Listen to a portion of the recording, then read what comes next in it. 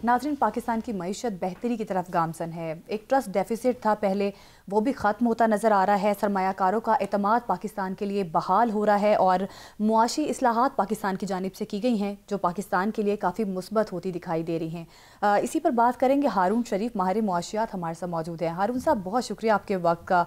आलमी जरीदे ब्लूमबर्ग के मुताबिक पाकिस्तान के डॉलर बॉन्ड्स की कदर में इजाफा हुआ और ये जारी रहने का भी इम्कान है। इसको आप किस तरह से देख रहे हैं? जी देखिए, जो डॉलर बॉन्ड्स हैं पाकिस्तान का, क्योंकि जो इन्वेस्टर्स का एक रिस्क की परसेप्शन होती है वो बहुत हाई थी। अब काफी वजूहात से वो रिस्क पाकिस्तान का कम होता दिखाई दे रहा है। एक तो आईएमएफ का प्रोग्राम ऑन ट्रैक है।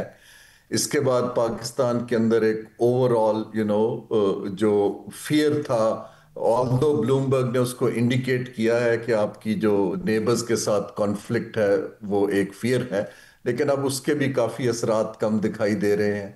इसके अलावा जो कुछ जनरल स्टेबिलिटी के साइंस हैं और डिप्लोमेटिक एंड के ऊपर तल्लुकात बढ़े हैं, तो इन सब चीज़ों की वजह से जो हमारा बॉन्ड होता है बेसिकली तो कर्ज है, लेकिन फाइनेंशियल मार्केट के अंदर उसके ऊपर जो यूएसटी बिल का रेट होता है उससे 2-2.5% ऊपर चल रहा होता है। अब ये इसके अंदर कोई 24% की कमी आई है। इसका मतलब है कि ओवरऑल एक ट्रस्ट बढ़ा है और लोगों का इंटरेस्ट पाकिस्तान की जो कैपेसिटी है रीपे करने में वो ज्यादा बेहतर हुआ है। फिर कुछ रेटिंग में भी बेहतरी आई पिछले दिनों में। तो ये सारे फैक्टर मिला के इसका हमें फायदा ये होता है कि अब अगर पाकिस्तान ने बॉन्ड मार्केट से मजीद पैसे रेज करने हो यूरो बॉन्ड के थ्रू, तो वो उसके लिए इन्वेस्टर्स का इंटरेस्ट भी अच्छा होगा और गालिबन हमें रेट भी बेहतर मिल पाएगा।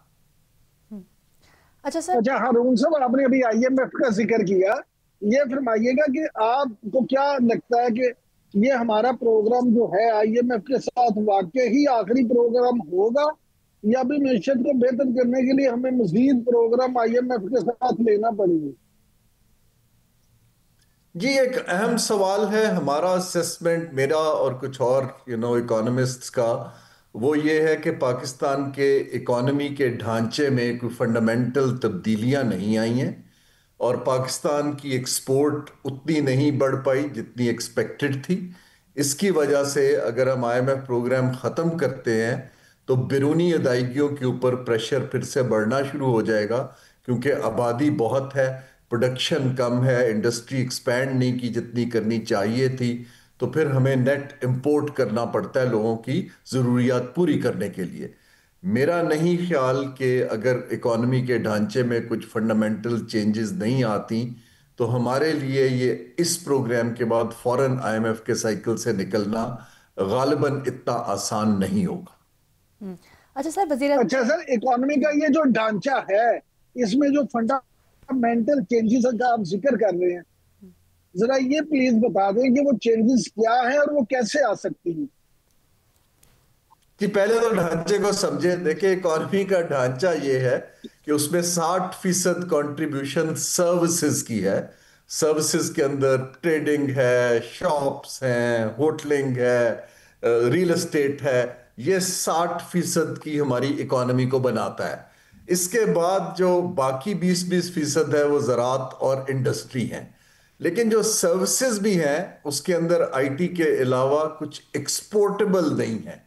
तो हमारी जो मेन ढांचे के अंदर, जिसको हम ट्विन डेफिसिट कहते हैं, पहला डेफिसिट तो ये है कि हम इंपोर्ट ज्यादा करते हैं, एक्सपोर्ट कम करते हैं। तो एक तो ये फंडामेंटल चेंज है कि ऐसी चीजों को इंसेंटिव किया जाए, चाहे सर्विसेज हो चाहे मैन्युफैक्चरिंग हो, जो एक्सपोर्टेबल हो।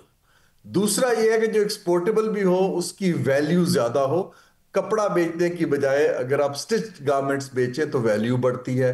कॉटन बेचने की बजाय इसी तरह अगर आप वैल्यू ऐड कर लें, ज़राअत की चीज़ों में चीज़ बनाना शुरू कर दें, तो ये ढांचे में तब्दीलियां दो, एक तो एक्सपोर्टेबल चीज़ें, दूसरा वैल्यू एडेड चीज़ें, तीसरी ऐसी इंडस्ट्री जो नौकरियां क्रिएट करे। जब तक ये तीन चीजें चेंज नहीं होंगी तो हमारा वो गैप जो है एक्सटर्नल फाइनेंस का, वो ठीक नहीं हो पाएगा, चाहे रेमिटेंस आती रहे। दूसरा तरीका यह है कि मैसिव फॉरेन डायरेक्ट इन्वेस्टमेंट आए, वो अभी पूरी दुनिया में अंडर प्रेशर है। اس وجہ سے میں کہہ رہا ہوں کہ جب تک ہم اس کو چینج نہیں کریں گے، یہ چینج کیسے ہوگا؟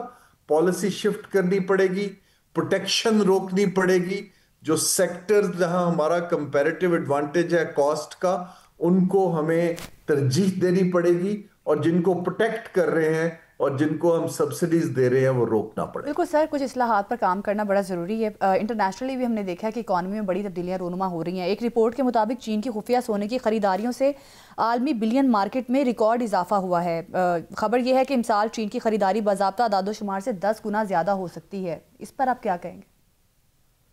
جی، اس وقت جو گلوبل کمپٹیشن ہے، خاص طور پہ امریکہ اور چین کا، اس وقت وہ ریسورسز کو، پریشس منرلز کو، اور آئل اینڈ گیس کے ریزروز کو ٹارگٹ کر رہے ہیں۔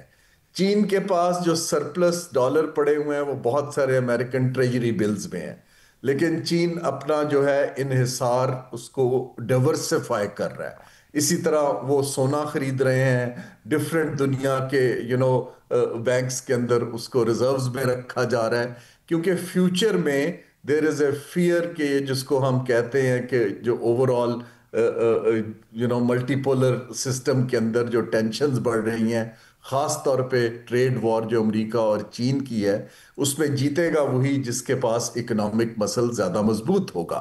تو اس وقت جو ریسورسز پہ کنٹرول کی ایک جنگ جاری ہے، اور چین جو ہے وہ بھی، اور امریکہ بھی، جیسے آپ نے دیکھا ہو کہ وہ پاکستان میں بھی مائنز اینڈ منرلز پر زور دے رہا ہے، آئل کے وہ ایکسپلوریشن میں انٹرسٹ دے رہا ہے۔ تو یہ پوری دنیا کے اندر اب ایک تبدیلی آتی دکھائی دے رہی ہے، کیونکہ اب ایک پاور نہیں رہ گئی ہے۔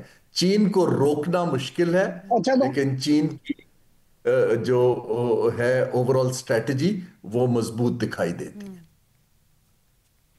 اچھا ہارون صاحب، آپ پھر کیا سمجھتے ہیں کہ سونا مزید مہنگا ہوتا آپ کو نظر آ رہا ہے؟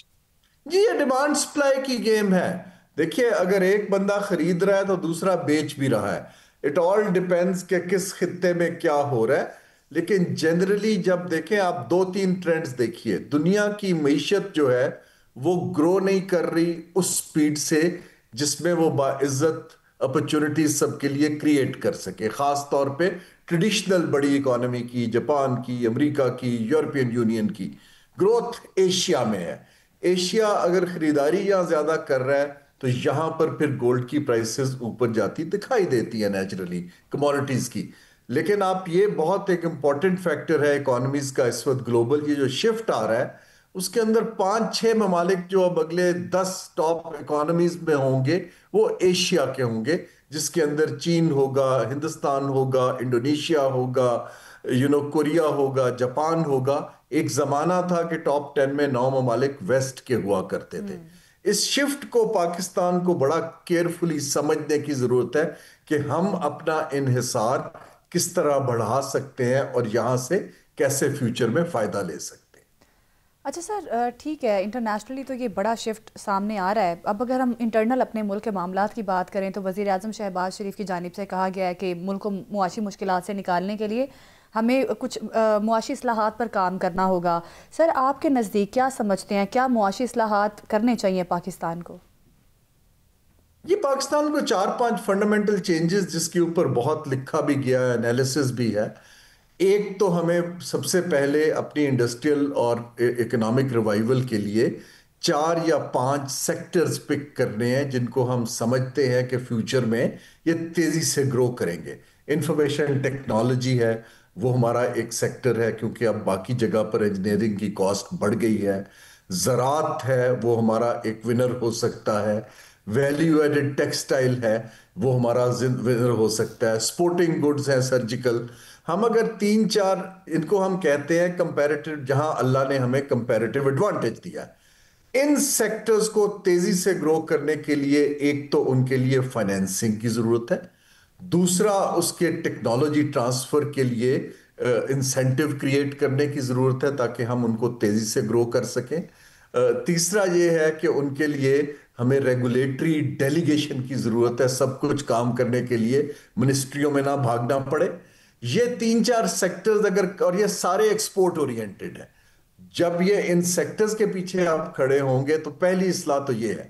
दूसरी इस्लाह ये है कि गवर्नमेंट का रोल कम करने की जरूरत है।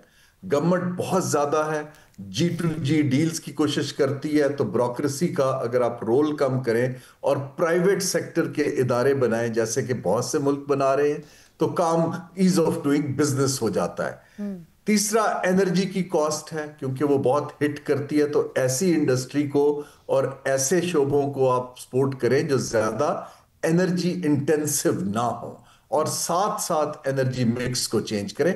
अगर हम इन 3-4 चीजों को अगले 3 से 5 साल में लाइन पे लाना शुरू कर दें, पाकिस्तान एक बड़ी लुक्रेटिव मार्केट बनेगा, क्योंकि दुनिया की बाकी मार्केट्स बिल्कुल के अंदर इकोनॉमिक भी रिवाइवल के लिए यकीनी तौर पे इन स्टेप्स पर काम करना बड़ा ज़रूरी है ताकि पाकिस्तान जो है मुआशी लिहाज से पाकिस्तान में इस्तेहकाम आ सके।